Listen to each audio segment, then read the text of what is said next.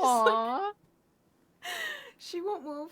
She's just I mean, here. you're singing and cuddling. Why would she? Right? This is life. Hi, everyone. It's Friday. I am V. This is Rory. And that's Lauren.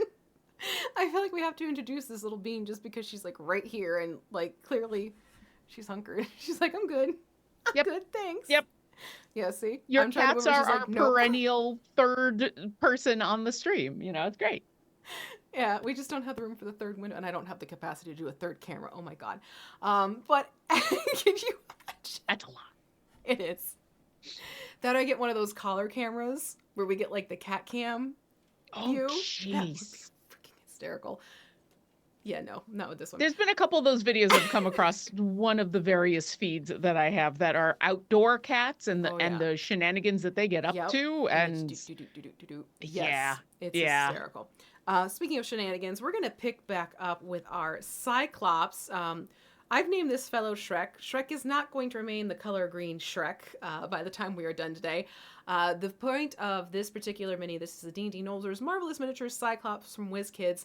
The point of this mini is to show people that just because something is going to end up a certain flesh tone does not mean that colors don't go underneath because of undertones. So I wanted this fellow to have a more sallow undertone to his skin tone. So that's why right now Shrek is green. But that will not always be the case. Not for long. No, that's going to shift. But before we get into the painting details of this, Lauren, we have a couple things happening with the game. So I think we should just, quick reminder on this one. Yeah, because we're getting towards the end of the Great Modron March. So we're in the final couple days. Yeah. So if you are still looking to gear up these two lovely champions, Diana and Grama, they are our featured champions. We also, I think at this point, all the flex slots should be open that are going to open up. So if there are other champions you want to grab some kit for, now is the time. Yes. Until Wednesday. Yeah. And then there'll be some other fun things, and then it'll be time for a new event, which we'll be talking about soon. Exactly. So along with that, it's also the weekend. Yes. Ta-da! If you haven't signed up for our newsletter, I highly recommend it because on Fridays we send out a newsletter that includes a free gold chest, a unique gold chest every week. It's ridiculous how many unique chests that we have that our artists come up with every single week. It's amazing. And this week, it's the Mechanical Menace weekend. Nordum isn't a menace, though. It's fine. No, it's fine. No. But yes, you get a free gold mechanical chest. Those emails are going out and should come into your inbox sometime in the next couple of hours. If you haven't signed up for the newsletter, go into the game, sign up for the newsletter. You'll get an email back that includes a code for the champion hitch, which is awesome. And we promise that we only send out once a week. It always includes something free. And the rare times that we send out another email about something cool, it will also include something free. So sign up and get yourself a free gold chest and also enjoy the art. I know there are people out there who save one chest from every weekend in their collection, and they just have hundreds of bespoke chests because they like being able to look at all of the art, which is so impressive. And I don't know if I could do it because I want the loot. Right? I want what's there. And then really, really quick, this just started up today in our Discord.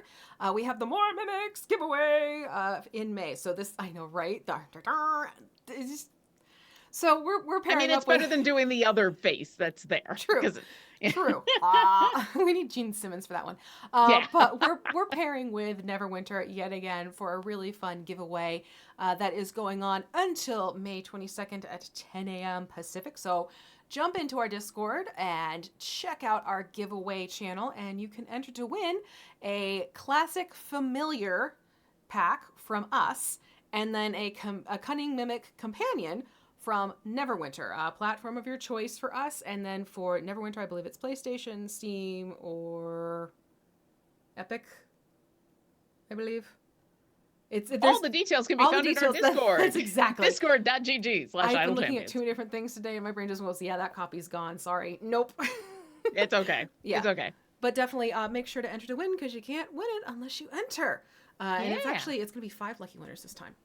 Five. Ooh. 5 lucky winners. Not just 1 lucky winner, but 5 lucky winners. So just, check that out. And I One, love the classic familiars because I love using the black and white versions in the game yeah, because they it's just fun. look so cool. They It just look really real is cool. fun. Yeah, it's a great thing. And I mean, one mimic, more mimics? Why not? Let's do it. All right. So all of that. What are you doing? Sorry, I just saw me doing something. So with all of that said and done, camera focus. There we go. Let's jump back into working on our Cyclops dude. And I'm gonna yes. 2 other real quick things. Oh One, yes. thank you to Gabe for being our awesome moderator for today and grabbing questions and answering questions and doing all of the moderator stuff. If you do have a question for us about minis, about idol champions, about cats, about mimics, go ahead and put those in chat with Right. question in big capital letters so that Gabe can grab it and put it into a little backstage document because eventually we're going to be working on eyeballs, and you know me and eyeballs. I'm just going to be looking at eyeballs. The other thing is if you've been to our website recently, or if you've been to our YouTube channel or our TikTok, yeah, we have a TikTok that I'd like to remind people about that. Then some exciting announcements have just happened about stuff that's going to be happening next week. And let me just say, there's a lot of discussion about how many of what you call a multitude of Vecnas. I That's it. mean, That's all I wanted to say. you know where I stand on that one. Well, and I trust your actual educated No, mine is not educated at all. Mine is just my brain went back to 2 years of Latin in school. that's the education I'm talking about. Like what other I mean, if you can't go to Latin, it's not like we can go to Faerun and find True. out, uh what it is in Vecna's language it means to have more than one Vecna. So, why not go with the educated school teacher? It's just. Anyways. We're gonna pick back up with working on this fellow. Like I said, by the time we're done today, he's actually going to be a pale flesh tone, is essentially what we're going for. But if you take a look here, you can see there are some cool things going on here, like just some veins popping out from the musculature. Mm-hmm. No big deal. We also need to address the fact the mouth has not been painted in yet. That was done purposely because I know that we were going to be doing all this green work first, so it kind of didn't make sense to put the red in and then the green, and then it's just going to turn into a mess, basically. So we're going to address getting the mouth painted up today because we're also going to start adding the more fleshy colored paints to this mini. So I feel okay starting work on the mouth because then we can, edge around the mouth as needed to fix up any red that might go out of the way. And the same thing with the eye. We'll get the eye going. At least we're going to black out the eye, which I know sounds horrible. But that gives us a step ahead. So when we go to put the white on, you get that nice little detail edging that happens with the eyeball. Solar Bear, you're close. I did the Vec-Nay A-E ending. I just saw the Solar Bear's comment in the chat. So I think we're going to do first is let's paint the mouth in, which means we need to get some scarlet red. All right. And a smaller detail brush. I mean, it's still a nice open wide mouth, but it's, it's a mini. It is. And again, we're using the D&D prismatic paint sets that WizKids sent to us, the beginner and the intermediate cases. But scarlet red's a color that you can also snag just on its own independent and what have you type of situation. But I like to make sure it is seen as to what's being used. And if you don't have the prismatic paints, you basically just want to go for a nice sort of a dark cherry red is a good way to describe scarlet red. It's a very classic red. It's not like the fire engine red or primary color red. So. All right. In the mouth, avoiding the teeth. Probably still getting on the teeth, but yeah, doing actually, my it's best. okay if it gets in the teeth. That I wouldn't stress out too much about. You will find the mouth is actually kind of something you're gonna want to like poke your brush tip into because it does go way back. It's not like some minis you get when their mouths are open. There's sort of like that fake ending to the open mouth. This one actually has an actual opening to it and depth. Yeah, and a tongue, and yeah. No. There's a lot going on. Yep, Hemi, sir, you're sweet and you're adorable, but Everyone in chat, say hi to the kitties. hi to the kitties. That They might be the only way to get them to go away is they need to be acknowledged first. perceive me. No, you're not helping me paint. Excuse me. Witness my adorableness. Witness me, mama. We're like, can I just love? Can I get love? Where do you think you're gonna go? Yes, come back in 2 hours once we're done with this mouth. Wait. He's like, okay, you cleared the desk off clearly for me, Mom. This is my space now, right? Not to be confused with MySpace. Hembles. Such a weird. Sir. I swear I'm getting Okay. all the way back No, there, you gotta but move. You gotta move. It's not gonna work. Here you go. Ba-boom. Thank you. Thank you. All right, in chat. Guess how long it'll last before the cat's back. 5 minutes. Taking guesses now. Yep. See, I keep thinking I've gotten all the way back there, and then I look and like that's just it. This is a mouth that has some reaches to it. When you have to go the paint it. soft palate itself. It's a deep just... soft palette. It's like what? Ah. Raised palette. That's what it is. It's a raised palette. Ah. Yeah. It's a good thing I don't have to worry about not getting on the teeth right now because guess what? It's going on the teeth. Onto the teeth and under the gums. Look out, paint. Here it comes. Nah. Sorry, I'm going to get real close to my microphone for a moment here as I'm trying to... There we go. There we go. Totally understand. Oh, jeez, I'm forgetting the side of the cheek.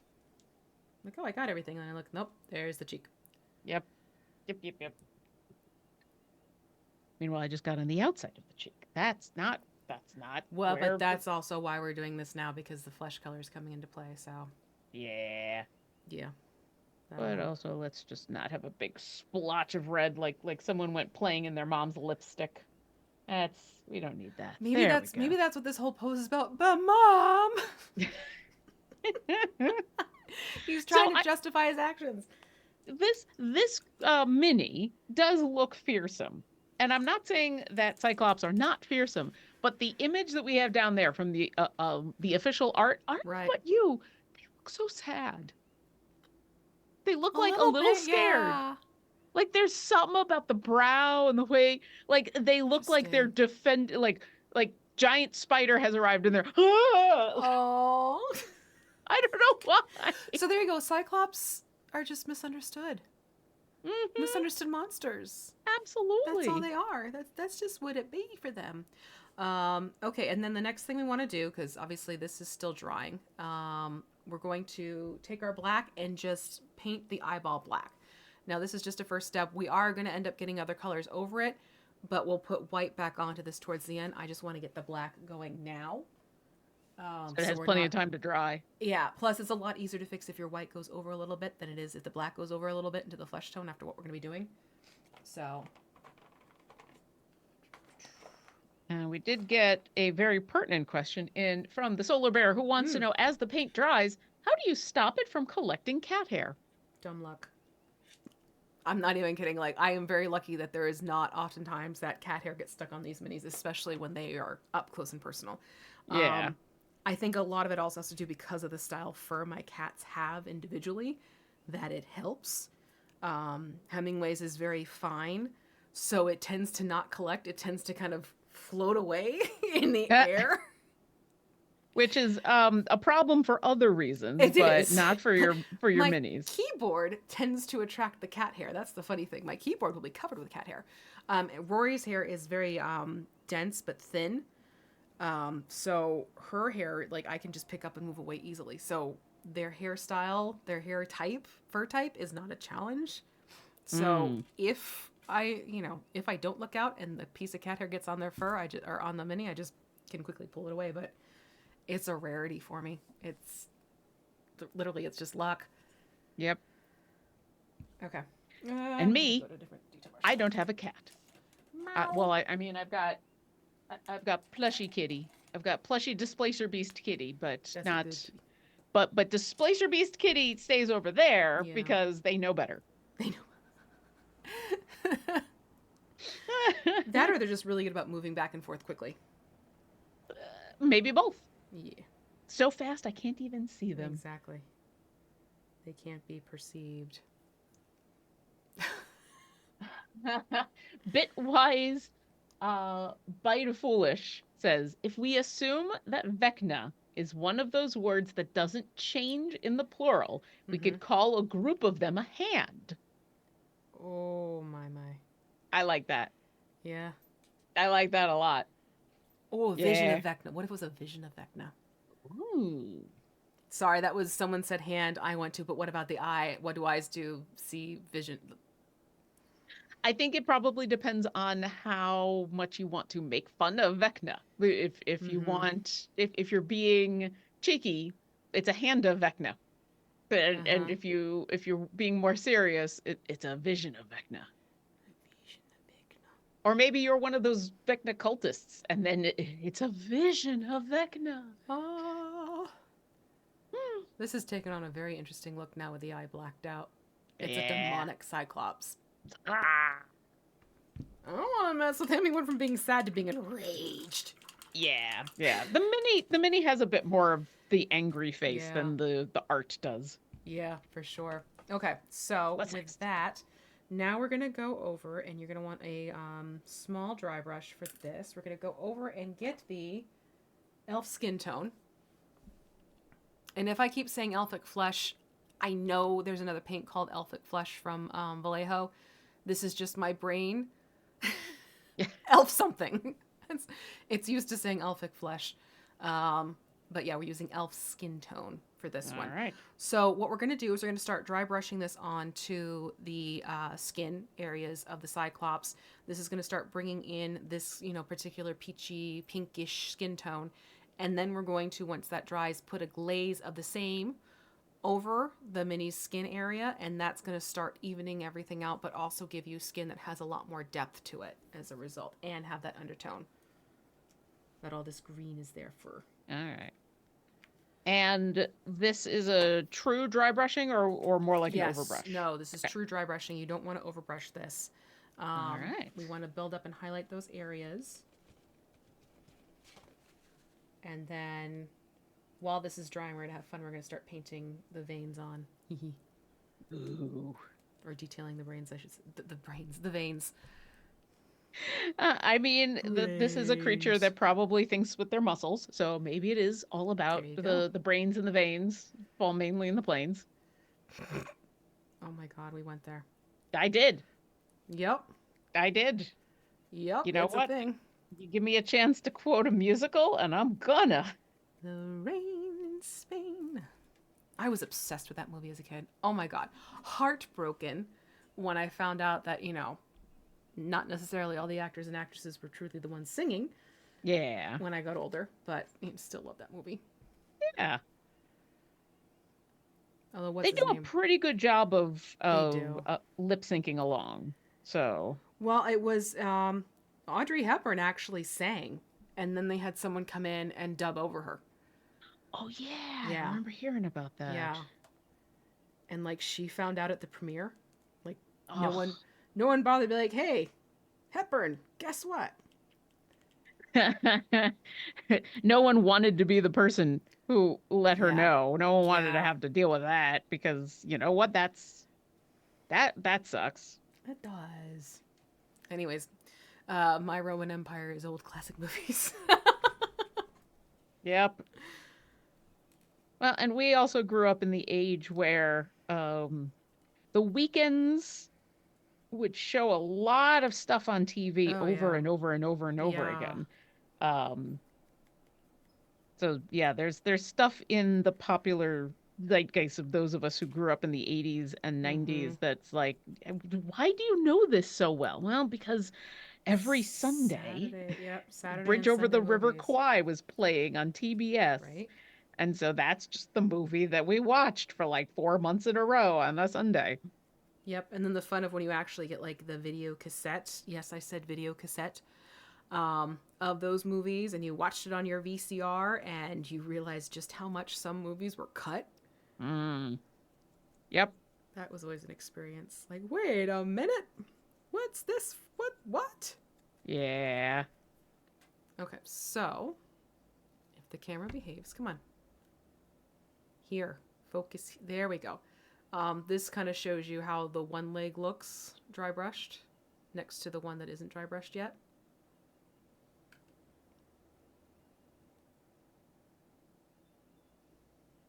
There we go.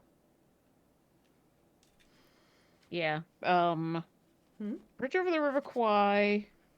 The Great Escape. A lot of war movies. It At least was. near me. A lot of war movies, old school war movies got Yeah. shown. Um, and yeah, they would take up the entire afternoon because they were movies that even before you cut them down were like 3 hours. Right. Uh, and then they'd add commercials and all the other stuff. And then it was like, okay, well, this is now a 5 hour event. I mean, that's why it's like I totally understand why. Um, wow, I'm seeing it play out in front of my mind's eye, but I'm forgetting what it's called. That Where the happens. popcorn and the Oh, cup let's of all go to the Coke lobby. go traipsing along, and there's like, go and get your refreshments, and it happens in the middle of the movie, and it's Yeah, called the a intermission. thank you. Okay.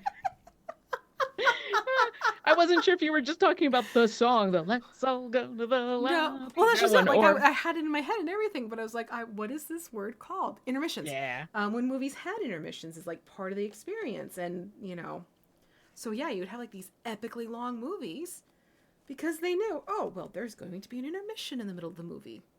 yep. It also it makes sense, I think, and what do I know about running a movie theater? So grain of salt. But I think it's fairly well known, it's fairly common knowledge that movie theaters don't make their money on the ticket No sales of the movie. They make their money on all of the other concessions. stuff, Yeah. and concessions being the big one. So you'd figure they would want to have an intermission if possible because of that Right. exact fact. But I guess that's just the culture of movie going now that doesn't let So here's our 4.5 hour epic, but don't leave in the middle of it. okay, so then when did intermissions fall out of vogue? That's something I might need to look up. Chat, help. When Help did they us. stop? Like when and why did intermissions stop then? Because That's a good question. I would love it if intermissions came back because quite frankly, that's why I tend to not go see movies cuz I can only sit for so long comfortably. Mm-hmm. So I have to get up and move around, so it's like when those movies get to be over like an hour and 40 minutes, I want to get up and walk around a little bit. Yeah. I would like to think or I don't remember very many intermissions in the 80s. So I have to assume somewhere in the 60s and 70s was when Yeah, intermissions fell out of favor. that makes sense. Cyclops says attention spans have gotten shorter. Action movies target 90 minutes.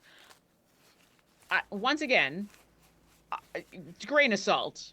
I don't think this is specifically that attention spans have gotten shorter. And the No. reason I say that is because there's still plenty of look at the extended edition of The Lord of the Rings, look at Right. the Dune movies, look at, there's plenty of movies out there that are popular and beloved that are long, that are almost three Yeah. hours long. I think what V is talking about is one of those things of like there's people who the idea of sitting in a movie theater for that long, and if you get up you're going to miss something, Yeah. that's just uncomfortable. It's Yeah. not that, you know, it's not that we don't have the attention span. It's No, literally it's literally uncomfortable to like do it. I have a physical disability where I can't be sitting for too long a period of time without getting up and moving around because, it hurts. Yeah. So it'd be nice to have those back. Can we get the intermissions back, please? I mean, look at it this way. I'm I'm a trained classical musician. Right. I've That's a played. flex. That's a good flex. There we go. That's my mimic flex. Um, and specifically as an orchestral musician and as an oboist, I do a lot of operas, Mm, and operas are not short. no. Like there's the overblown Wagner ones that are like, oh, we're going to do this for an entire weekend. Yeah. But on average, they're like 3 hours and sometimes more. Yeah. But they'll have two intermissions. They'll have four acts and breaks in Mm-hmm. between all four acts. Mm-hmm. And these are operas that are hundreds of years old at this point. And it was partially because, all right, this is a super long thing, and so people need a chance to get up and stretch and go do other things. And that includes like the musicians and the performers and the stage crew, and everybody kind of just needs that moment. Yeah. And that's just super common. Like it pieces that I have played that are very, very few, but there have been operas that I have played that are that only have one intermission, and those are considered short. Yeah. It's like, oh, we're gonna be done with this in 2 hours. Wow. Dang. Okay. Yeah. So yeah, I think a lot of it is just regular old human nature. Mm-hmm. Um, because think about other media. Think about video games, for Yeah. example, since we're all here for a video game reason, for Idle Champions, and you can even talk about D&D a little bit. Mm-hmm. I think it's fairly, Idle Champions is kind of a different style of game, but when you're talking about video games in general, the people will sit for hours and Oh play yeah. and have tons of fun. But they can also, if it's a single player game, pause the game at any time and get up and go to the bathroom. If it's a multiplayer game, there's those breaks in between matches. You can always be like, Mm-hmm. hey, don't start the match yet. I'm just going to go run and get a snack. Right. Like, because you have control over um, not having to sit for hours and hours and hours, it makes things a lot easier. But nobody bats an eye at the idea of like, oh, yeah, the new Destiny expansion came out. And so I spent all weekend playing through the new expansion.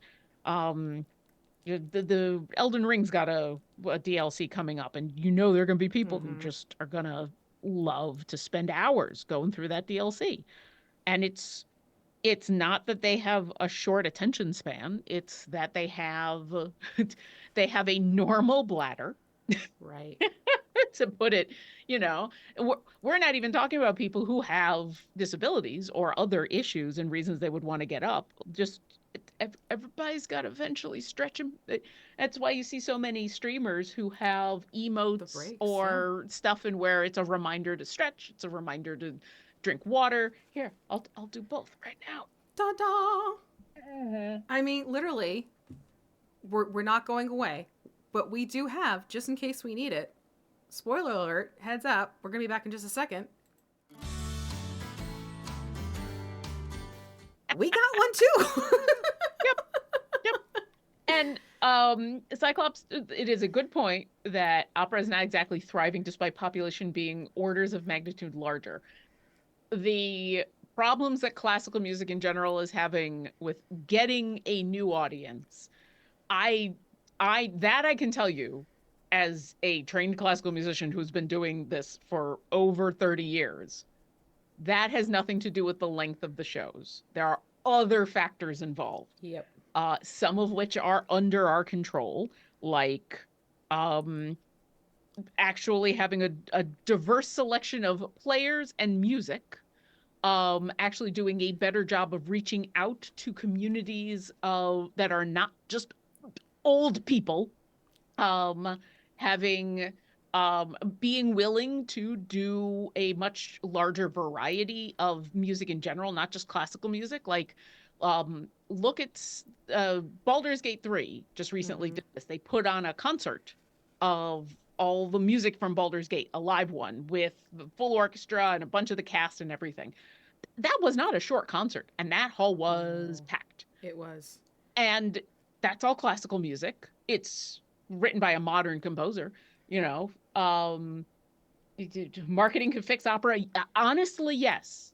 honestly, yes, a little bit of marketing and a little bit of those of us on this side who are playing to stop being so tied to tradition and Yeah. history and stodginess.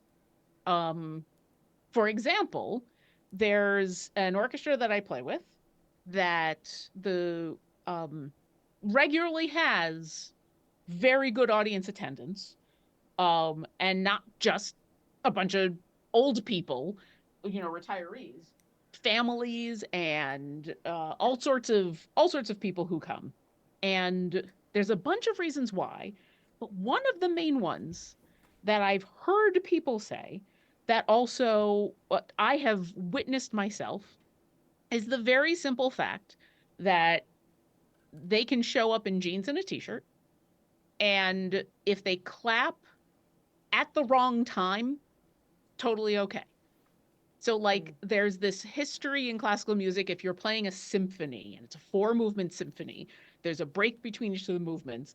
And, like, the stodgy traditional ish way, if you want to get historical, it didn't used to be this way. But for whatever reason, in recent memory, the idea was you just sit in silence and you do not do anything in between movements. Yeah. And that you are I've seen people get chastised for making noise. And that idea, like, who wants to go to a performance in where you're sitting in the audience and you're also could do something wrong, you Yeah. know? Like, that sucks. But this orchestra and a lot of the orchestras that I play with are getting to the point in where they're realizing it doesn't matter if people clap between movements. It doesn't ruin anything. If anything, it makes it No. better because we all get a chance to hear the applause. And so people come and they can relax and enjoy because they don't have to feel like they have to dress up. They don't have to feel like if they clap when they're that there isn't a time that they're not supposed to clap. Little things like that just change the perception of the experience that I think a lot of people have had for years and years. You can only go to see an opera if you're going to be all nicely dressed, if you're going to sit prim and proper. It's an expensive ticket. Like, all of these things contribute to a lot of people Mm-hmm. of a variety of ages, a variety of backgrounds being having zero Yeah. interest. Can you tell I'm passionate about this subject? Well, it's also like that's also not how it used to be. In its absolute Yeah. truest form, opera was a community experience. Full Mm-hmm. stop. People would Um, cheer at People stuff would. going Oh, it was on. a People beautiful thing. Yeah. standing Um, room only came about because literally the cheap seats were not exactly. seats. Yep. You would You stand in stand. front of the Yeah. stage. Yeah. So. And that's where you would get a chance to, like, yell and scream and cheer and Yep. jeer and all the stuff. So, And I can also take it on the tangents like opera is not dead. Opera has been used and morphed into different forms of entertainment. You mm-hmm. have your weekly dramas on television. Those are based off of operas, quite frankly. They use the same formulaic build, storyline that are so often used in opera stories. But now it's been transformed into, like, yes, your soap operas, but also your drama TV series. Those are operatic in their methodology. So Hamilton is an opera. it is. So yeah, it's just interesting how it's like always look back to see where we are today. I like to say when it comes to forms of entertainment and media and what have you, Yep. for sure. And I saw Ye Old Dice Goblin. There actually were intermissions in old movies. I like Gone with the Wind. There is an intermission that runs for about, I want to say, 10 minutes, Mm-hmm. right in the middle of the movie. But they did do double features. Actually, some smaller theaters in my area, at least, they do double features too. But my query is when did they stop doing those genuine intermissions in the movies themselves? Because there were those epic movies back in the day with like Clark Gable and what have you. They had those. And I want to know why they stopped them or when they stopped them. Maybe not why, but yeah. Mm. It's a bunch of really good comments. I'm gonna Yeah. read off a whole bunch and then I'm going to just soapbox a little bit more. Okay. As you can tell, I'm passionate about this. Well, hello. We have the classically trained musician and the theater opera geek. Well, not the opera geek. I also am operatically trained. Sorry, Nope, not a Kelly. that's Not a Kelly. Sorry. not, you are not Kelly, but you are a classically trained. We both can speak from actual experience and knowledge about this. Oh, she Um, gonna so yell at me. no, she's going to be happy that you've joined her. Amanamana mentions Wagner's Ring Cycle, which yes is kind of it's the extended edition of the Lord of the Rings version of most Right? operas. It is a marathon. Um, Gargoyle 1994 mentions they've done that with Nintendo music and Final Fantasy music and a couple of others. Yes, I played Mm-hmm. in the reason Destiny came up earlier. I played in a Destiny concert. It was literally they showed stuff on the screen behind us and we played a whole bunch of music from Destiny. Um, let's see. Let's see. Yield Dice Goblin says the thing was the breaks were never in the middle of a movie. What they used to sell tickets more than one movie and break. Oh yeah, that was what V was talking Yeah. about. So yep, double features. The Mole's Revenge. For me, the big difference that hit me when I went to my first live classical music performance as opposed to a rock concert was the complete lack of audience interaction. I Yeah. felt that as far as the orchestra was concerned, the room could have been empty, and that was really jarring for me. Exactly. And I can tell you, as someone on that stage who is also trying to who is also stuck in a way of reacting and looking and doing that is very mired in tradition. We want the audience to be there. We 100% are excited for the audience to Yeah. be there. That's one of the reasons we've been able to slowly break the culture of you can't clap between movements and stuff because we want to know that we did well. We want to know that you're Right? having fun. We're there to perform, but classical music. Cyclops says, I have season tickets to the best theater where I live. I see a lot of live performances, but there's still a disconnect in the amount of time and attention people are willing to give to something. Yeah, I mean, people have a very limited amount of time and money, and if they can look at going to, like what Moles Revenge was talking about, I can go to a rock concert, which is going to be just as Yeah. long, but is going to be way more casual and fun, and I can jeer and clap and do and yell and scream and go to the bathroom when I want versus going to a classical music concert, which I'll get as much enjoyment, but now I've got to sit in the chair and Right. be the box. And Like, it doesn't help that most of our jobs are you have to sit in a chair and stare at a box all day. That doesn't help mm-hmm. either. Yep. I will say one other thing. Sorry, my allergies. No worries. I will get back to all of these excellent comments in a moment, but I will also say when I talk about the variety of everything involved in classical music, I also mean in the people who are performing the music and the people who are writing the music. For way too long, classical music in the Western world has been a thing that only white people do. It's a bunch of old white people. Yeah. And there have been shifts in the way that the orchestra world hires musicians that have helped, which is basically how any women or minorities became classical musicians, because it used to be that was not the case. Yeah. But it's still not good, it's still not a diverse group of people. And it's still really hard to find music programs in schools because how do you get musicians? Well, Oh. it's in school they have a chance to play an instrument and they like it and they keep doing it. The same way, how do you become a scientist? Well, you had biology in school and you Right. really liked it. You had statistics in school and you really liked it. You got exposed to something and you found that was your jam. And music programs get cut first all the time when it comes to funding issues, and the horrible racist thing that happens is places that are underfunded tend to be communities with a lot more minorities Yeah. who then don't get a chance to play any of the classical instruments and don't have a chance to experience that. And so don't become musicians because they don't ever have a chance to. And that sucks. And so, and the same way with a lot of TTRPGs, in where people who watch these actual plays, when you see a diverse cast, and when you see someone who looks like you or sounds like you, Yeah. on screen playing, that helps with the idea that, oh, this could be something for me. And classical music needs to be that way too. You need to be able to look on the stage and see the person who looks like you and go, oh, well, if they're up there playing the cello, I could, if I want to, that's for me as well. Or, I feel comfortable sitting in the audience and watching people that are like me up on the stage. So there you go. That is my rant. Thank you for coming to my TED Talk.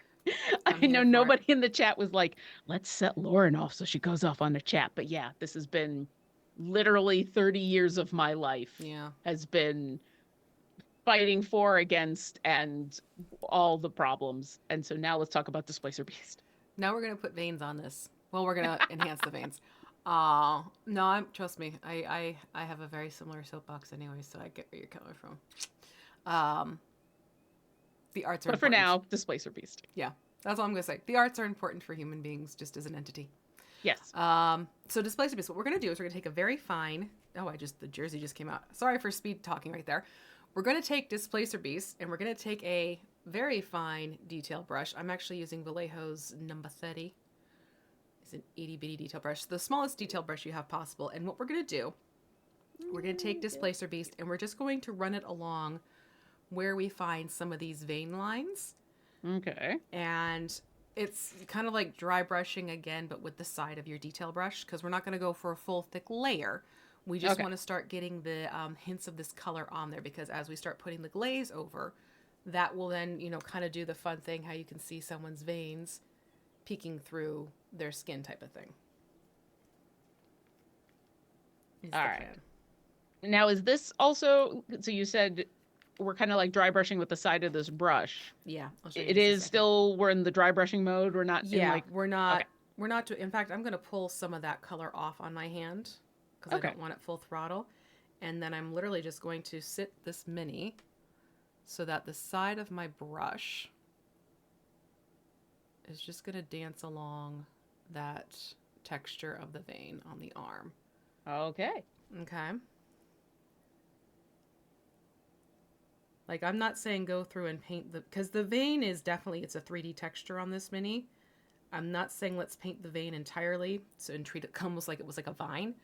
That's not the type of paint I want to do on this. I want to give it the nod of blue. And what's going to happen is when the glaze goes over it, yeah, some places it'll basically go away. The blue won't be strong enough. That's okay. Because again, if you look at your own arm, there are spots where, yeah, you can see the vein and then it goes away for a little bit. Then it comes back out. That's kind of the goal we're going for with this. Okay.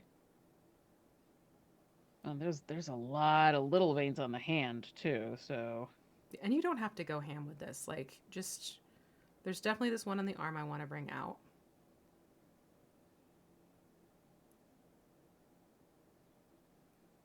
I don't know. I'm having fun going ham. Yeah. And yeah, the first time I told somebody when they're like, "Oh, I don't like opera," and so I was asking, "Oh, do you like any classical music? Do you like musicals? Do you like like movie soundtracks? Do you like anything?" And they mentioned liking Hamilton. I'm like, "That's opera." Yep. It is. It is. It's not even just technically opera. It's opera, 100%. Just because they're performing hip hop and rap instead of quote unquote traditional singing, Right. it is still an opera.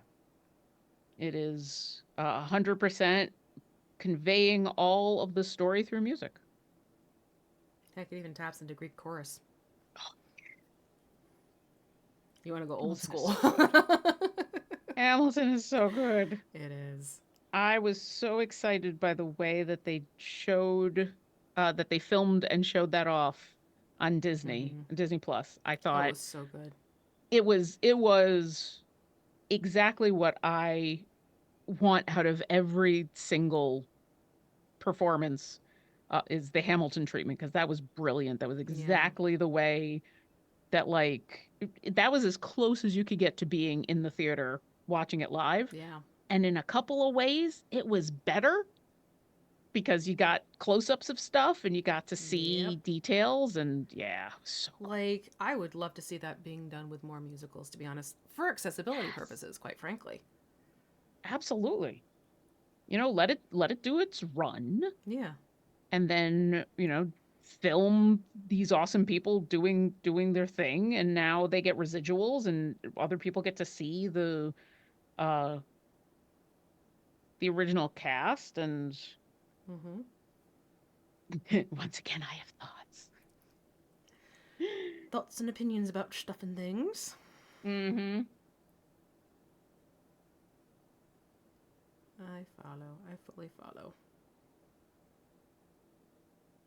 Those those aren't neck veins. That's just uh, Tendons. yeah. Yeah, and yeah, there's sort of there's a couple of, at least on mine, there's like a vein on the back portion here, Mm. and then there's obviously the one on the arm here. Yeah.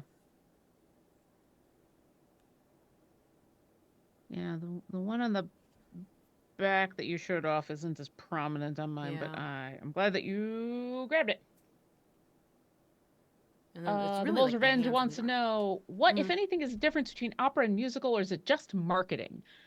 The biggest difference, there's a lot of differences. The biggest difference, and the one that kind of means the most, is there talking?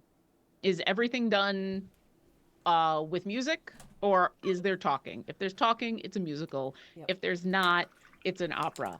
If there And then there's the operetta, which Mm-hmm. is the middle ground when people don't know what to call it. And those are usually like Pirates of Penzance.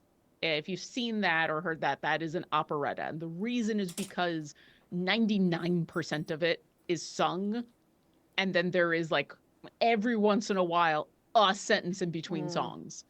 Um, there's no hard and fast rule, but that tends to be opera versus a musical. yeah. Is there talking, or is it all music? Does it require exposition to make the story move forward? Then it's a musical.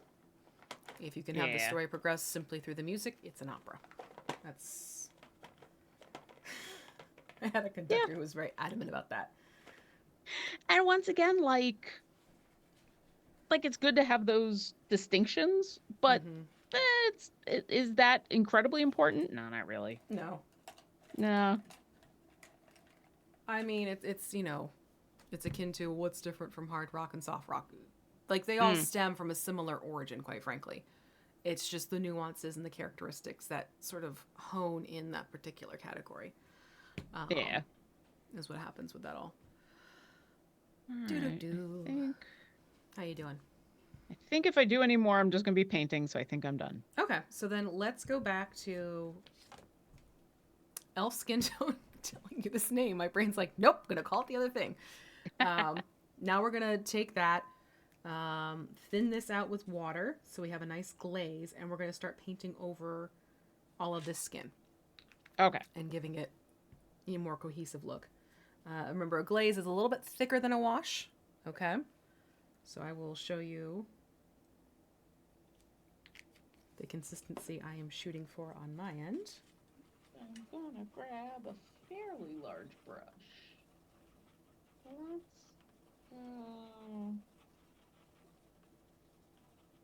I'll go for a one.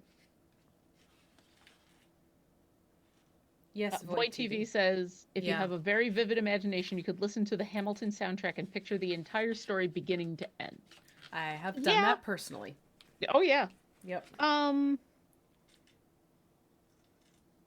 I think Is that thin I enough? think you can say that about most operas, but I think you can also say that about a lot of musicals, and a lot of other stuff. But I think that specifically is um a good way to think about another thing that opera can do. Um, There we go. but yeah, once again, like anyone who tells you that there are like rules to everything, it's fine. It's fine. It's fine. It's fine. Oh, I Okay. need more water. Yeah. Mm. So you know you have a glaze right when, let me see if the camera will play nice. When you go and you do a test paint on your own hand and you see it sort of allows the texture of my skin to play through. so it's nice and thin. It didn't Yeah. sit on top of my skin. It's like sinking into the skin. All So I'm right. gonna go in and start. So you're gonna do thin coats of this over, and then we're gonna start with one coat. We might need two coats. We'll see. Okay. I'm gonna start with up here by the leg just to see how it goes. If I remember correctly, Hmm. Hamilton got released July 4th, right? It was like God, over I July don't 4th know. weekend. I honestly that I would need a Google for that. I think so. That's what I'm remembering. So now it's like, maybe I'll watch it again this July 4th. Maybe That's that's actually a what'll fun idea. Watch it for the do 4th of over. July. Yeah. Oh, we should have a watch party. That'd be fun. Ooh. Like just get a bunch of friends together and watch. Yeah. Or just have it on in the background. I have Mm-hmm. watched it several times, so it is one of those in where I don't need to watch it to know what's going on. I've Right. seen it a bunch. Honestly, why I have Frasier playing right now because I've seen Frasier so many times. I'm not usually someone who does that. Luke does that a Oh lot yeah. of putting on something that he's watched a bunch and can easily ignore. Mm-hmm. I have a harder time ignoring media when it is on the screen, even if it is something I've seen 3 billion times. But uh he really enjoys having that as something to have on in the background. Yeah, I this mentioned keeps the me company. It's like familiarity. Yeah. I mentioned the Lord of the Rings extended edition, and I Mm, specifically think of that a lot because that is one of his go-tos. that is, yeah.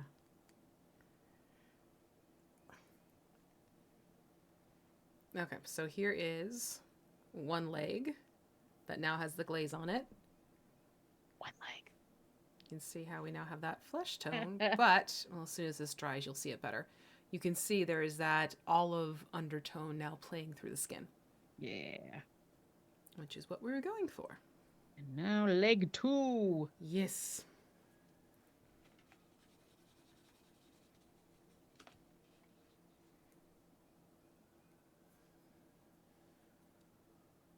Yeah, I could see where this would need a second coat. Yeah, sometimes you might need a second coat, even if it's just in like one spot here or there.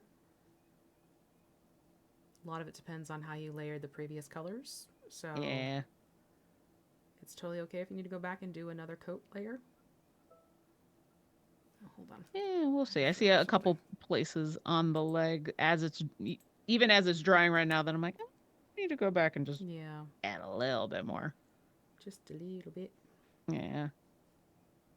Especially areas in where I was trying to be more careful about like I know we're gonna go over the boots and I know we're gonna Right. go over the skirt and all of that, but I'm still trying to be a little careful and not get it too egregiously on there. And those are kind of the areas that I'm going, oh yeah, I gotta go back to that. Yeah.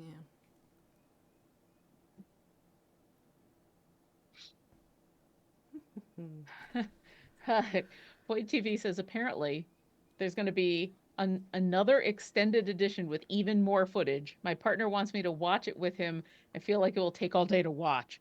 I mean, just the Lord of the Rings extended editions right now Oh, take all day to watch. wow. How what other footage could there be? That's like director's cut, but what would you call it? I don't know. I guess it depends on where the footage is coming from and who's deciding to add it in. But eh, people love those movies. So more power to the people who want to see more. Yep. I love them too. I just like I said, I don't usually rewatch things, so Mm-hmm. it's not my jam. I did, however, it's right over there. It's off camera. I might go grab it in a second.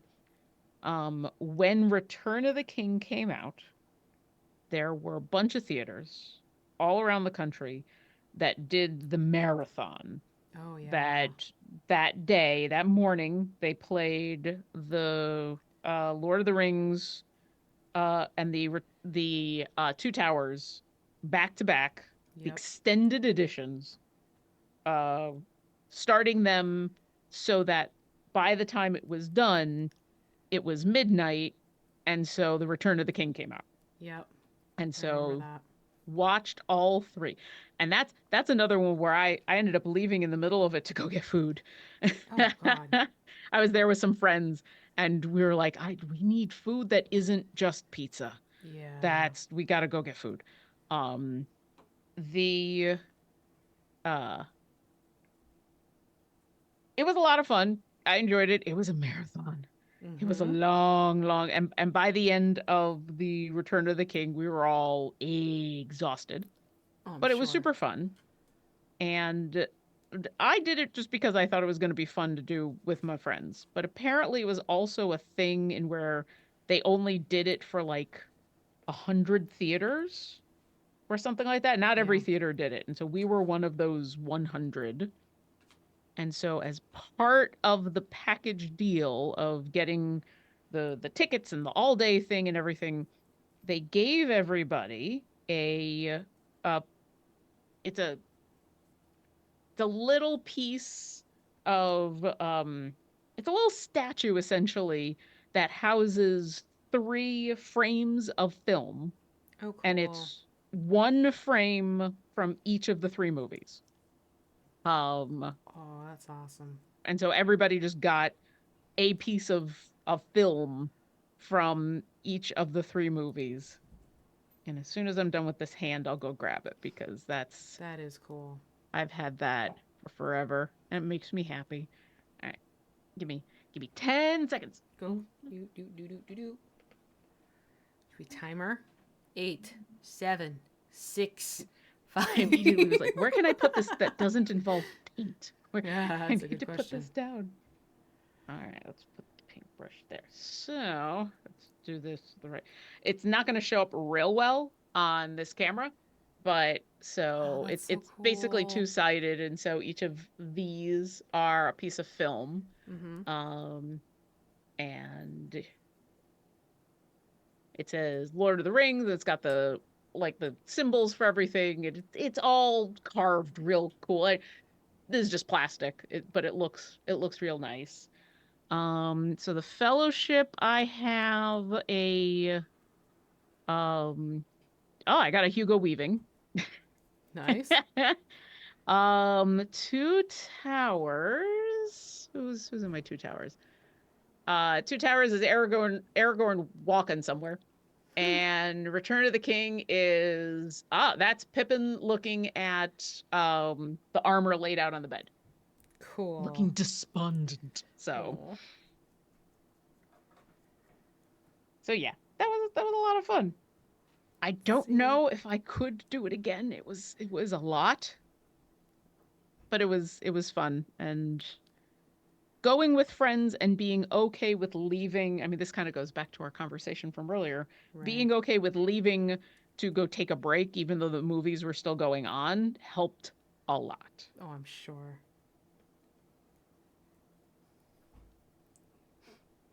And we kind of took turns because I had seen at that point the extended editions of the Fellowship, Right. but I had not seen the extended editions of the Two Towers. Oh.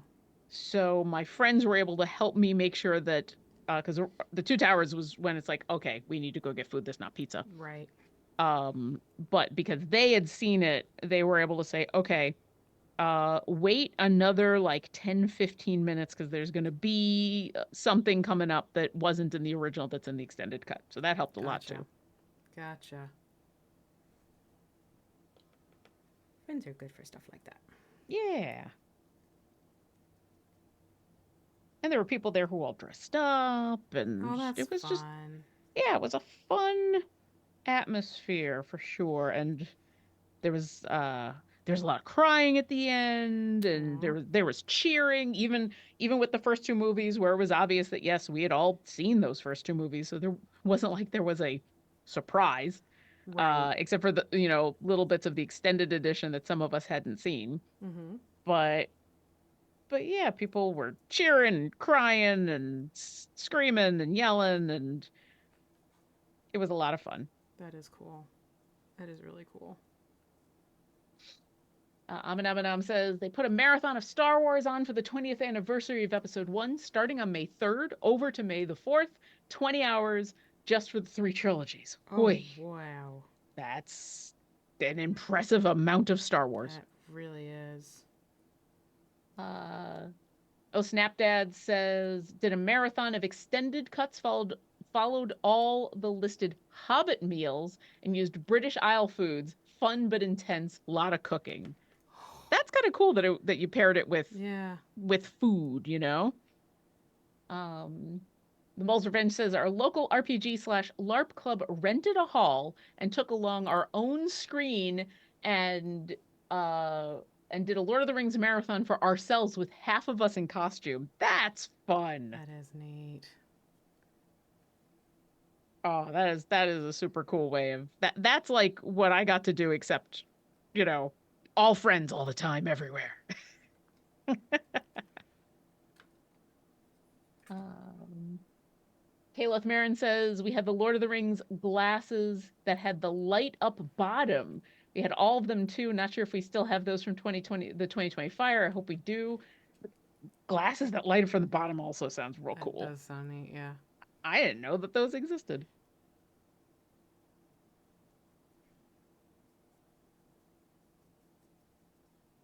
It's just all right. fun hearing people enjoying the process of it too. Yeah, absolutely. Those kind of stories are fun. Yeah.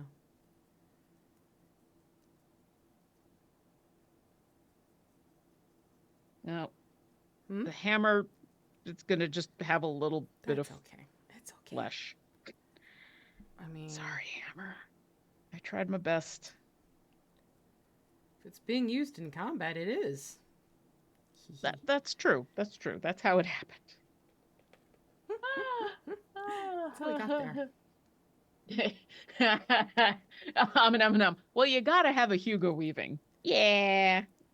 Yeah. I don't remember if they I mean, obviously, like I said, they only did it with 100 theaters. Mm-hmm. I don't know how many people totaled that was, but even some of the largest movie theaters out there, I could still see there being plenty of shots to choose from. Right. And I don't remember how. I remember hearing something about how they didn't just pull a random um piece of film, that they did choose stuff that had characters Oh, neat. or scenes in it, so that nobody ended up with like, oh, here's a scene from the Two Towers that's just, a field. Right. Something like that. Yeah. Everybody got, because there were plenty there, that was not going to be a problem. But I don't remember the specifics. Just that uh that there was uh there was someone who was at least trying to make sure that everybody got something with characters. And kudos to them for putting that effort into it Yeah, to make sure absolutely. that would be the case, you know? Yeah, because I could see some people being rightfully upset. I'll say rightfully upset if the the piece of media they got didn't have any of the characters, Yeah. like, was just a field, Yeah. you know like the three shots that I have. um I think one of them I'm pretty lucky, is pretty iconic. um the Hugo Weaving one is just, it's just him looking awesome. And then the Aragorn one is him walking somewhere in Mm-hmm. amongst a bunch of people. So not necessarily like, oh, this is that moment when, but Right. still getting to see a Yeah. main character doing something Yeah, that makes a is still pretty difference. cool. I wonder if there were people who got like the really, really iconic shots of like, here's the Oh, entire imagine. fellowship standing together just before, Merry and Pippin are like, how far is Mordor? Right? Man. All right, so I'm going back in and I'm kind of like the spots I'm seeing, oh, I want a little bit more of that flesh tone. Hmm. I'm just going in and adding another thin layer is kind of how I'm handling it on my side. Okay. Yes, no worry, no. I'm finishing up the face. I'll probably do the same. Yes, clone 27. Yes, yes. Hammer! I'm gonna now every time I see this guy, I'm gonna think of Hammer. that Viking guy on TikTok. Hammer! That's I enjoy that content. He's so much fun. God, he's He adorable. is. What have the scouts found this time? Send an Right? invitation. I just every time makes me happy. Sorry, I'm literally just cleaning my arm because I've been using myself as a blotter. Yep. Maginal Disc says, please tell me after you paint the Cyclops, you paint sheep. Well, now I kind of wish we did. Oh my god. Now I kind of wish we had thought of that. That's amazing. My English teacher heart is so happy right now. I'm That not was even funny. kidding. No, that's why I read it out loud. I knew that was going to make you happy. If my student said, hey, I painted this mini and then I painted sheep to go along with it for their project, I'd be like, A plus. Yep. Yep. That's good. You win at class. Yep. Oh, amazing. Amazing. Are there sheep minis? There's got to be sheep minis. Yeah, there's totally sheep minis. Okay. I figured sheep were probably one of those weird beasts that would end up in like a barnyard pack or something. Well, you gotta have the wolves killing something. That's true.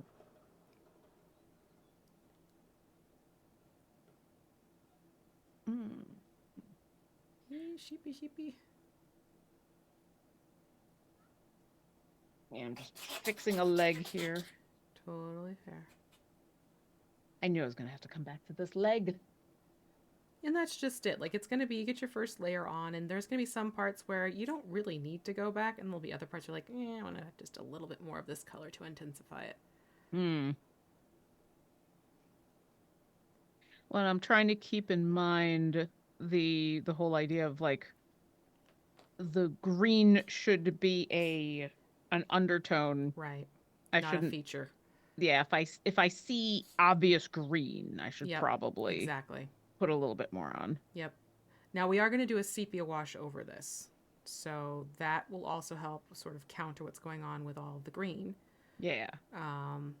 But yeah, if you kind of just go back in and if it's definitely still a little more Kermit, then yeah. Sorry, Hulk. This is not your time. Nope.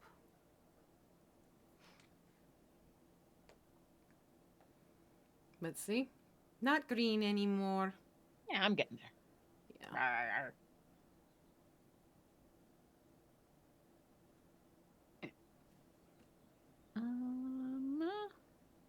You can see how the veins just sort of peeking through. It's not true blue anymore.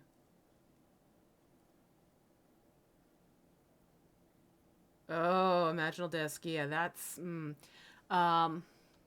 painting advice question. I've lately tried tinting metallic paints with non-metallic paint, and it's been not great. Are metallics just hard to blend for shading and highlighting? Yes.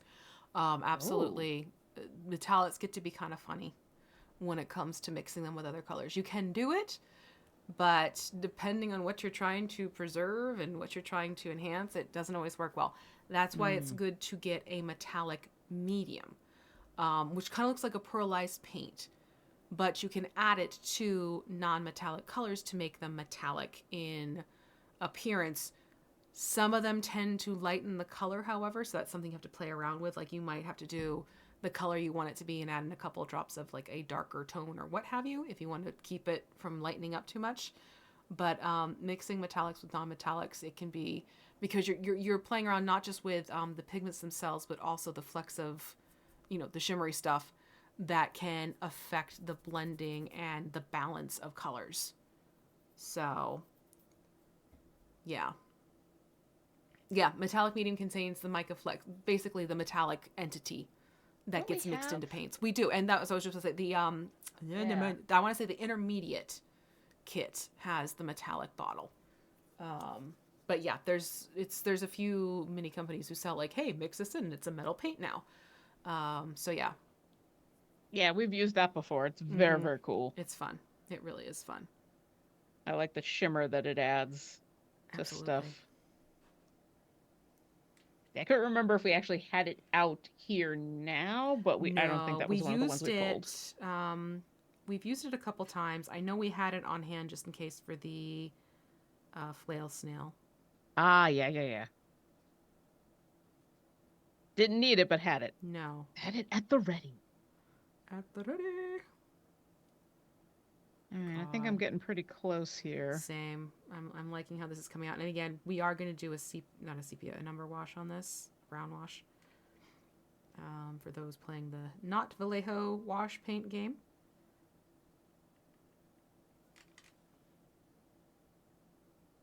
I'm just doing a final bit on the ear. I missed an ear. Oh yeah, don't forget those.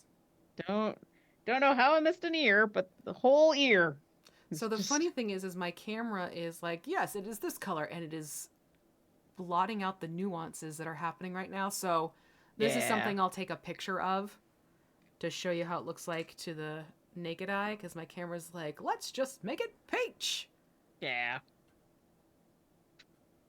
I mean, no surprise, mine too, but Yeah, that happens sometimes with these lighter colors. All right, so we want this to dry for sure.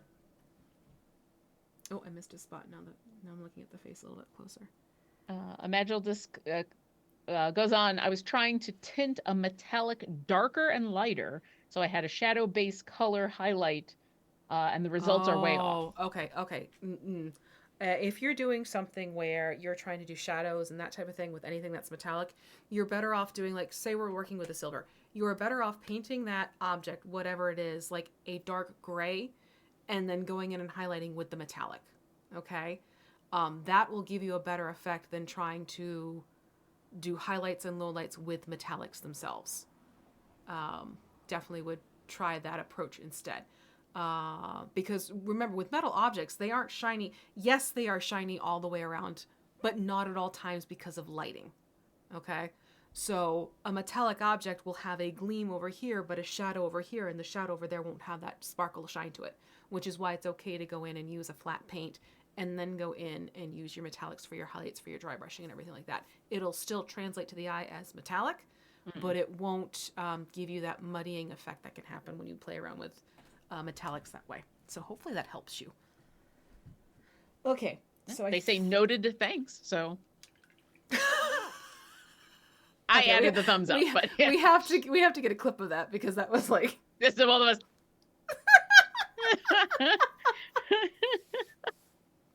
I mean, I'm okay with that being a clip at least. me too, because we're both like ding. Too much fun. What's All right, next? want this to dry before we do a wash, because bad idea to take a glaze that's not quite dry yet and put a wash over it, and then all your hard work goes bye-bye. So let me take a look here. What if we start? Let's do the teeth, because the teeth kind of got hit already. Okay. So let's take bone white, and we're just going to lightly go over, because you can kind of see how That's dead. just dry brushing got the teeth a little bit already. That's bone. Yeah, I definitely got some of the teeth.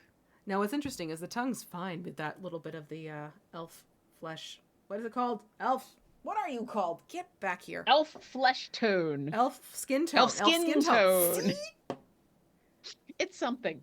It said it's something. Yeah. That's my smallest brush. That go for you. All right. Okay. So yeah, where'd my little detail brush go? More stuff with teeth. The teeth. Chopper. Mm. Chomper. All right. So I'm just gonna go in with my little detail brush. I also need light to see what I'm doing with my little detail brush. You're not getting pearly white chompers, but they're definitely No. not pink. they're not peachy pink.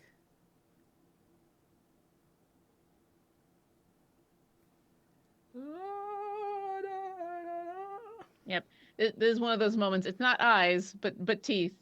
Talk amongst yourselves, everybody. Give me a second here because oof. In a minute, I'm gonna need Because a teeth. chat to keep a conversation going. Yep.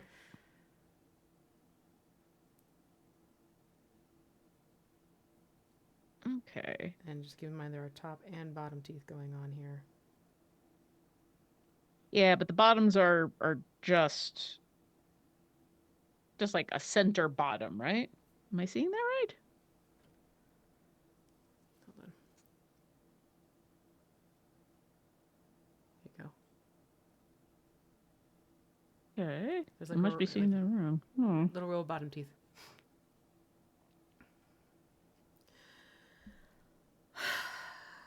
Imaginal disc. Oh no. It is little known fact Cyclops cannot enjoy the Pirates of the Caribbean franchise due to the lack of depth perception.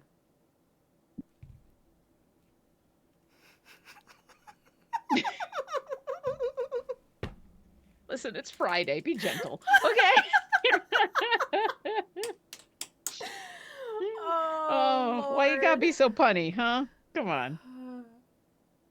Yeah, that was well done. Well done. Well done. And then to go to your other question, imaginal disc, is a Cyclops too smooth for dry brushing highlights on his skin? You can.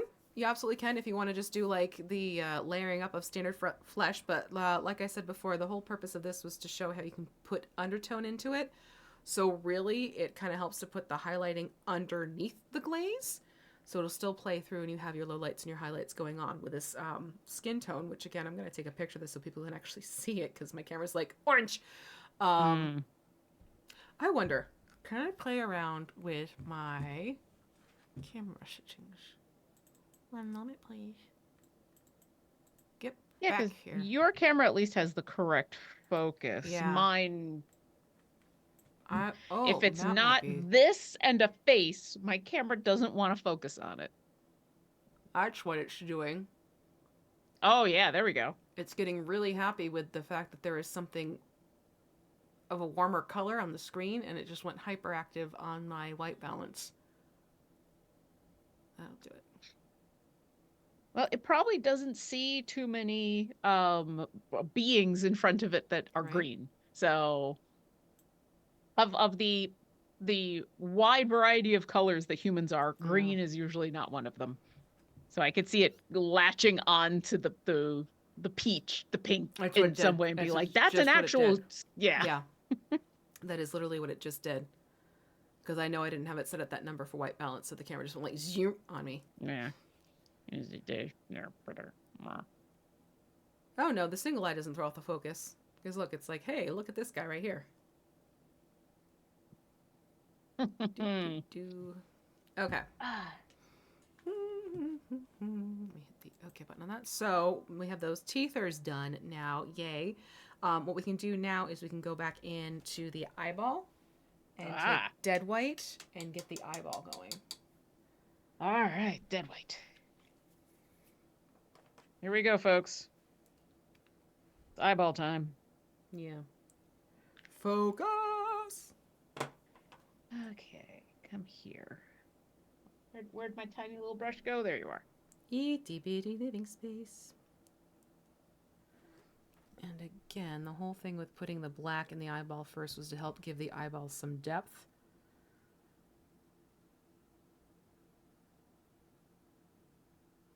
So you don't have to worry about going perfectly to the edge.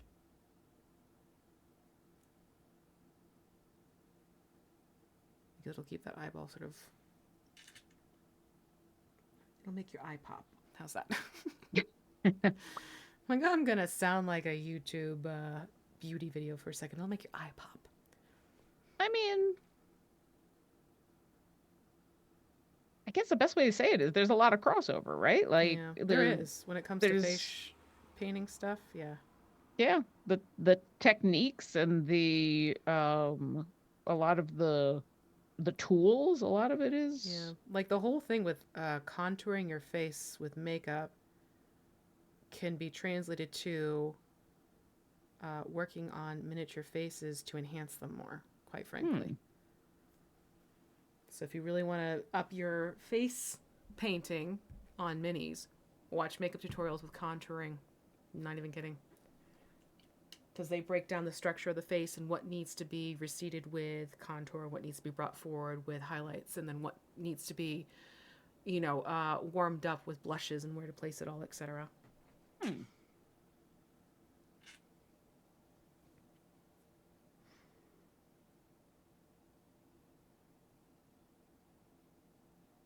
Okay, and then of course immediately after getting the white on there, I'm like, oh, there's a patch of green I missed. Oops, I just hopped. That's definitely gonna be a thing that happens. Hold on.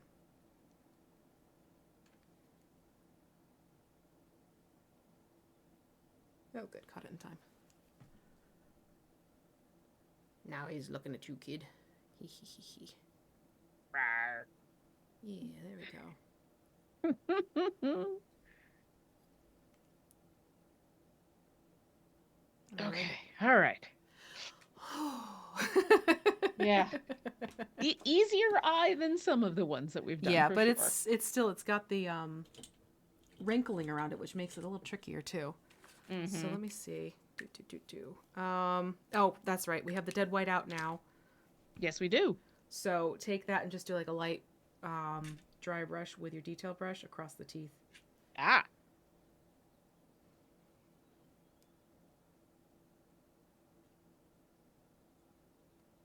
I'm going to focus this more towards the edge of the teeth.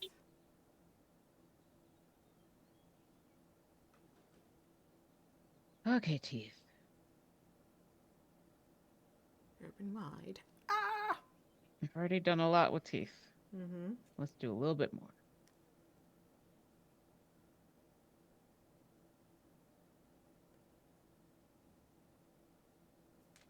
There we go.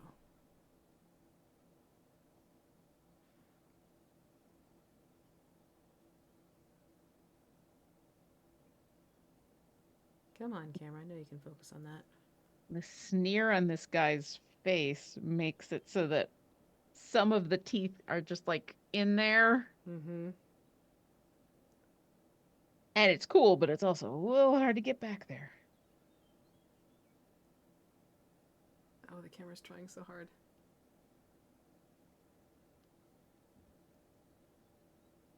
There we go. Okay. So that takes care of that. Let me cross off the things we've done because this note list is so long. I'm looking at this. I'm like, what do we have what haven't we done? What have we done? That's done. That's done. Okay. Notes for next week. Oh, we knew this was going to be a several day mini. Oh, absolutely. Like I know we're going to carry this over into next week too. So why don't we also paint the hair? Okay. And its base color. So you're going to go for cobalt scales. Ooh. And we'll start putting some color on the hair. That's a Sharpie. Whoa. Oh, fragrant. Potent. Wha. Sorry. I'm sitting here, I'm like, ooh, I'm feeling a little lightheaded. I'm like, oh, wait, I'm using a Sharpie. I thought I was just using a felt tip pen. That's a Sharpie. Pardon me. Be back momentarily. Nope, that's okay. Get yourself some air. No, I'm okay. It was just one of those suffocating things I on was like- camera. Okay. So just gonna put this back into its sleeve and then go for just a standard smaller round brush. And we'll take that cobalt scales and we'll start painting in the hair.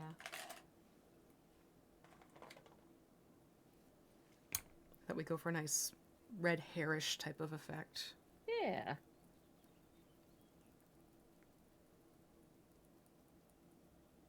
That needed a lot more watering down than I expected.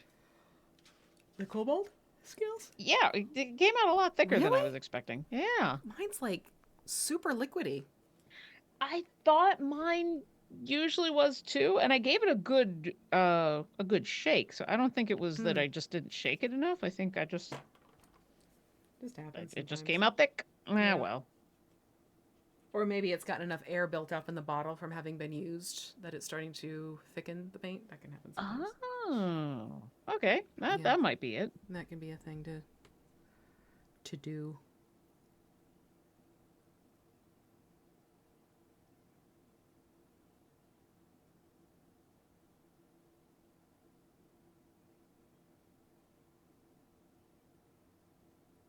I know I just got quiet. Sorry, I'm concentrating on hairline. That's okay. I'm trying to uh, go with the swoop of the hair to try to avoid getting it where I don't want it. Right. And it's working, but it's taking way more concentration than I was expecting. It does take some thought, that is for sure.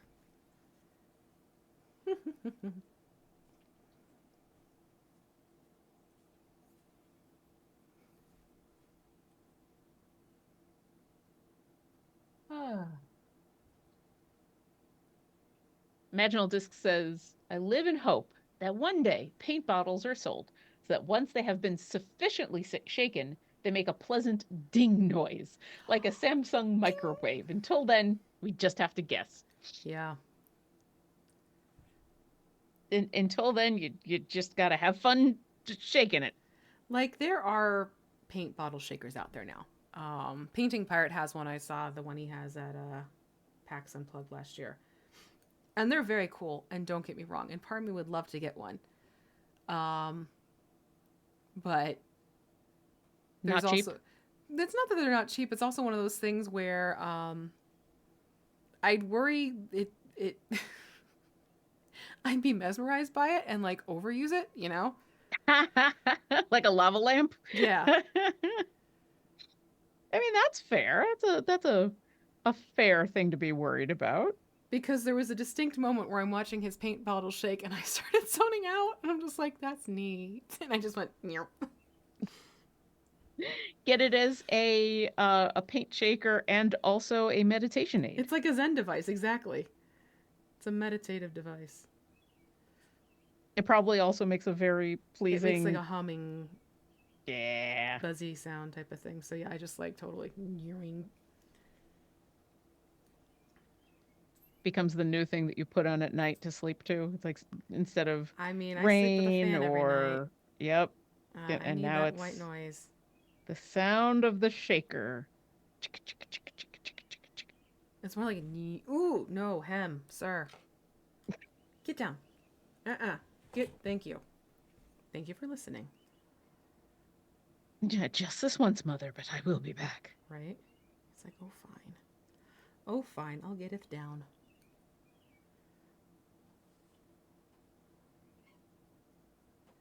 Okay, so dilettante for the win. You have one of those for exactly this purpose. Do you mean for actually shaking the paint or for zoning out? Both are valid. Right? Both are 100% valid.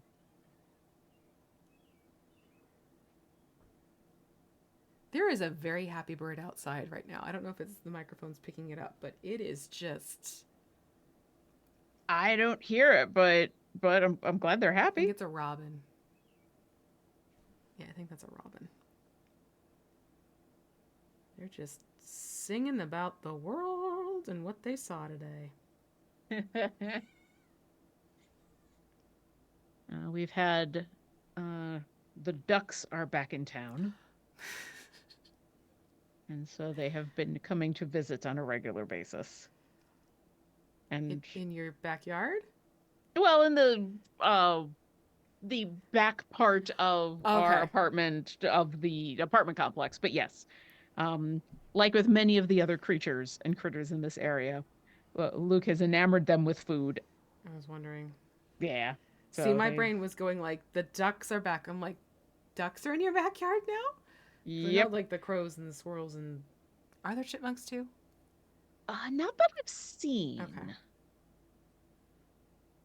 But yes, this is a mated pair. Aw. Uh, we're pretty sure they're a mated pair. It's, it's Mm-hmm. a male and a female that come together, and they come and go. And when they're feeling real safe, they just kind of snuggle into the grass and fall asleep, usually in the afternoon. It's like, oh, I could Aw. use a nap like that. I Um, I sleep here. but it does mean it is starting to get a little crowded in our backyard. So, every once Mm. in a while the squirrels are like, "What are you doing here? No, this is ours. Go away." And it's sometimes hard to tell when the ducks are actually agitated because the male, especially, I Mm-hmm. I don't I don't know anything about ducks, so I'm You don't sure speak duck? I don't speak duck. I don't do duck. But the male is just constantly softly Yeah, yeah. and we'll just stand there. Everything's fine. Everything's happy. We'll Uh-huh. sometimes just be doing that in between eating. Just be eat. Yeah. It's just this very constant low level duck noise. You need to call them the Um, Pac-Mans. And you have Mr. and waka waka Mrs. waka That's waka just waka it. waka. Yeah. Yeah, so I don't know if it's just that's what the ducks do. Is they're just Right. chatty like that? I don't know if it's I mean, a comfort thing. I recall ducks doing that when I've gone to like, duck pond type of places and hearing them quack, quack, quack, quack. Yeah. Just a nice constant steady stream. Fortunately, on the quiet side. So Mm-hmm. if we have the windows open, it's not like we're constantly assaulted with duck duck duck duck duck duck duck duck duck. People aren't thinking you're playing duck hunt in the background. No. Of course, the giveaway would be the dog giggling at the end of each one. Like, "Ooh." That darn dog. Oh man, right? But yes, the ducks are back, and the squirrels are all around, and the crows and the birds, and it's a regular Druid life. menagerie out there again. It's druid life. Yeah. Yep. Mm-hmm. It's a Oh. thing. It's a thing. This hair Mhm. is exceedingly textured. I'm realizing this as I'm trying to paint it and I'm still finding like little spots that crop up. Oh yeah, I had to definitely go back and like the skin, there were places where I definitely had to put a second coat. Yeah, I'm kind of working on just finishing up first round and seeing already spots I need to go back to. Thank you, who immediately gave me a nice goose. I appreciate it. Goose. Duck. Duck. Goose. And yes, oh, we still get the squirrels. They ain't going anywhere. Mm. Luke feeds them the best almonds in town. Although they have been, so we bought recently Uh-huh. actual bird seed. Like Oh yeah? instead of we'd been getting like sunflower seeds and stuff, Mm-hmm. an actual big giant thing of bird seed, which I specifically got because it talked about it being low mess. So it's shelled. It's like peanuts and millet and sunflower seeds and one or Oh, two other cool. things. Yeah. Birds super happy. Like they love the Happy birds. variety. Happy birds. We Um, like happy birds. super happy birds. I have a hard time getting it into the feeder. It's just like kind of out of my reach. So on a Oh. regular basis, when I'm refilling the feeder, there's a fair bit on the ground. So it took us a while to figure out whether the claim of being less mess was true because I was Uh-huh. making the mess. But then the ducks and the squirrels come along, and sometimes the crows, and they just hoover everything up. It's all symbiotic. It works out. It just, Exactly. they take care of each other. Exactly. Every once in a while, I still gotta go out there and do like a little bit Just a little bit. of sweeping. That's But why I got a suet bar, because that's been pretty low mess. ah, Yeah, and the birds seem to like it too. yeah. I figured it isn't just that they keep coming, Yeah. but they'll come and then they'll just stare and eat. Like they won't take a piece and then go off and come back and then take a piece and go off and come back. They just sit there like nom nom nom, and it takes other birds Funny. coming and knocking the thing around for them to go somewhere Too else and then funny. come back. I figured Uh-huh. that they must like it. They're not Yeah. leaving. All right, so I'm trying to think of what the best thing to paint now is, because I want that hair to dry before we do any type of dry brushing. Is there anything we can do maybe with the base? I'm Because we've thinking only the got about boots. I'm thinking 15 the minutes boots. left. Let's paint the boots with dark flesh tone. Thinking that's The gonna be very irony. nice. Hmm? I know. The irony of I flesh know. tone on boots. Although Although, boots are technically made out of a flesh, so I mean, are we gonna go there? I just did. already, already took the on ramp. We're there. Mhm. Oh, Hey, listen, it's God. late enough in the day. Sure. Right. Where are you? Where's who? There you are. Okay. Dark flesh tone. Yeah, let's do that.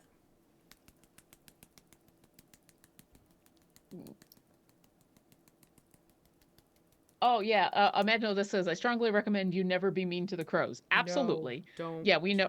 We not only know that they have those long memories, we actually think there must either have been. We've been in this apartment for like 7 years, 7, 8 Mm-hmm. years. We think either the people in this apartment or just in general somewhere in this apartment complex must have been mean to these crows at some point because Luke has spent years, literally years, trying to build their trust.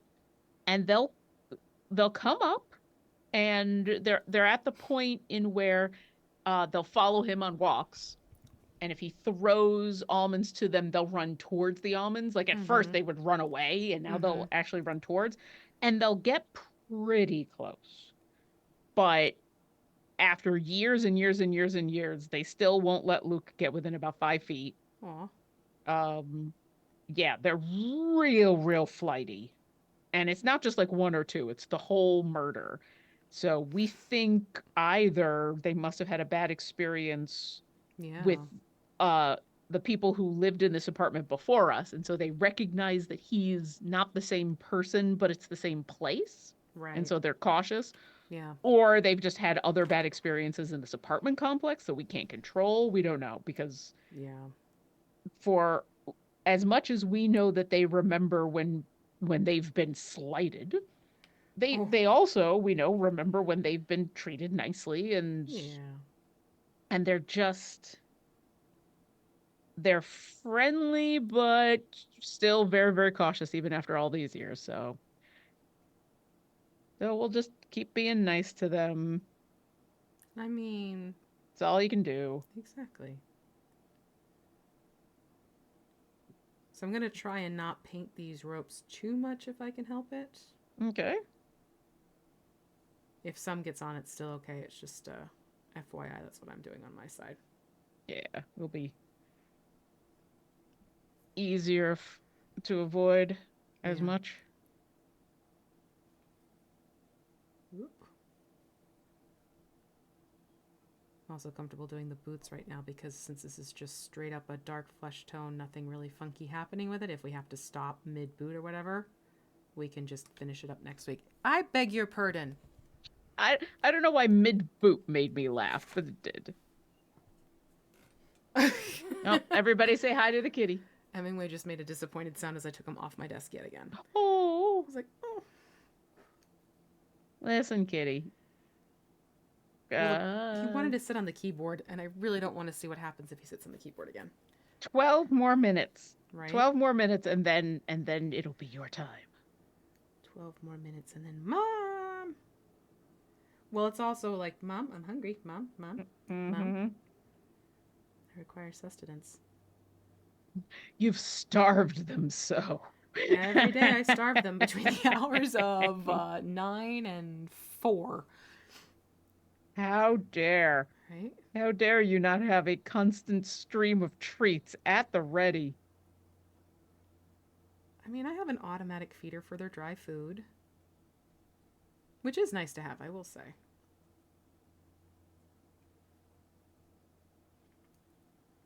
They very much are literally programmed to when it feeds them. Hmm. They sit around and stare at it Mm-hmm. until it actually. They know. Oh yeah, they totally know. It's just like their morning routine. It's like those little aliens from Toy Story. Instead of the claw, it's the food. The food. Yeah. No, not where I want. No, no. No.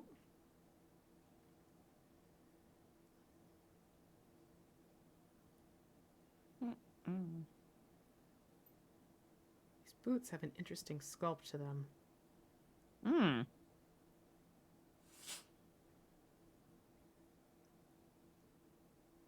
I was noticing that myself as I was trying to get some of this dark brown off of the skin that I accidentally painted. It's just like, whoops. That's okay.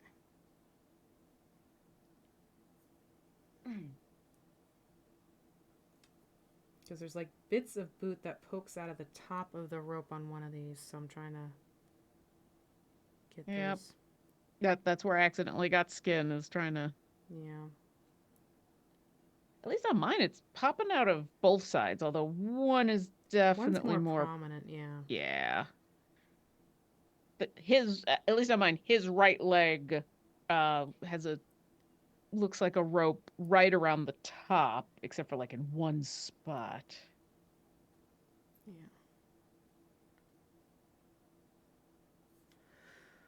Focus! Sorry.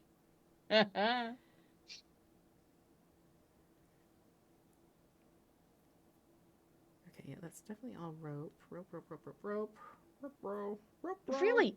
Plum Bob, Tom Lehrer is still alive? What happened? Uh, so Plum Bob mentioned they're talking to somebody about the crows. The great Mr. Lehrer, who is still with us at 96, has given us so many cautionary tales. I did not know he was still alive. That is impressive. That's also someone who is going to be the people my age will know who that is, maybe. The more you know. But I mean, hey, 96, good for him. That is good.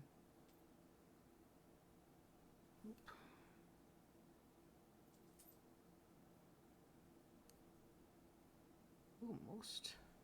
Almost. There we go. Hey, you guys!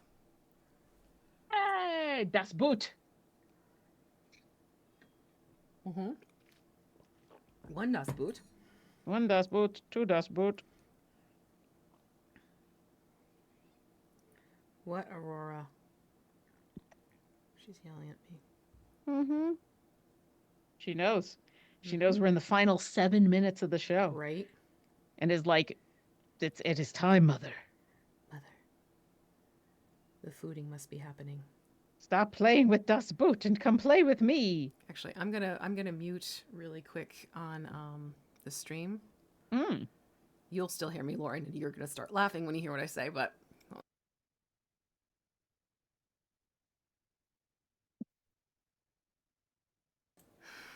okay. Very smart. Very, Yeah. very, very smart. Yep. For those at home, backup has been called for helping with the Yes. cat. That's what happened. Oh God. That was good. Good work. 'Cause Nice job. Hemingway is like literally he was behind my chair and he keeps headbutting it. I'm trying to do the detail paint and he's that's just it. Like, oh, sir, I am doing a thing here. It's like, I need the details. I need the details. You can have the details after I have been fed. Right? The food. I want the food. Mother, mother, feed me, mother. How dare you withhold this food from me for Right? 45 minutes?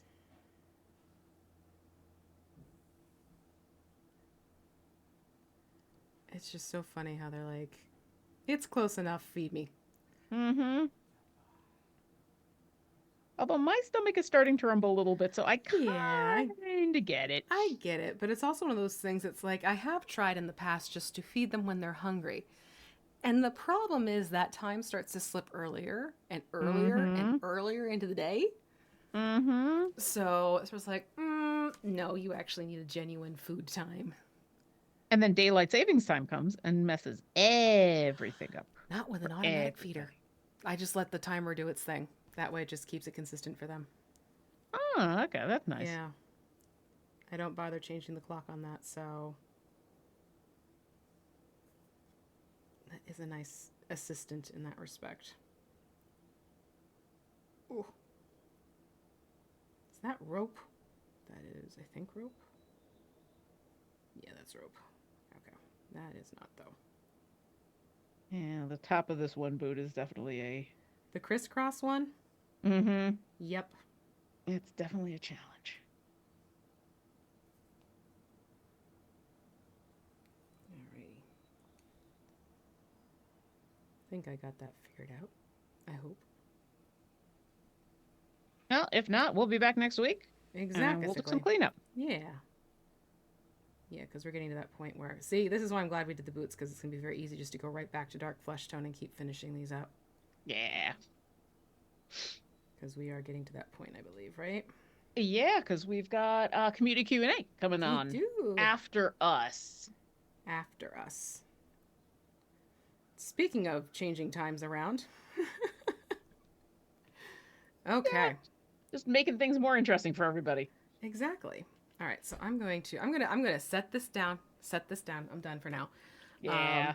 All right. Same. So don't forget, all y'all, you still have time this weekend to log into Idle Champions and take part in our great Modron March. And if you haven't yet, you can unlock Diana and Grama, or you can keep playing them to get more goodies for them. That's the other thing you can do. So make sure to take care of that before Wednesday, because Wednesday, new things are happening. And it is also the weekend, which means it is time for a Mechanical Menace weekend, where you'll get a free gold mechanical chest in your newsletter if you haven't signed up for the newsletter. I'm sorry, I just got distracted by the Mole's Revenge. Wrong month. I'm like, wrong month? What? Very nice pun. Very nice pun. Wrong month. This is the great Modron May. Good one. So if you haven't signed up for the newsletter yet, you should, because we send you something every week for the weekend buffs and a free gold chest of some sort, thematically appropriate free gold chest. And it's one of those things where every so often, once a blue moon, we'll send you another bit of information and news about the game. But again, we send you something free with it. So log into the game. You can sign up for our newsletter there and get yourself set and ready to go with that. And then this just happened this morning. The More Mimics giveaway in May. See, it is May. And that is something you go into our Discord channel, to the server, to the giveaway channel, and you get a chance to enter to win, because we're working with Neverwinter. Again, we're doing a fun collaborative giveaway. So you can get one of our classic familiar packs. Oh, and along with that, you'll also get the Cunning Mimic Companion from Neverwinter. And this is going to be 5 lucky winners, not just one winner. We're going to have 5 lucky winners who will be drawn on May 22nd at 10 a.m. Pacific.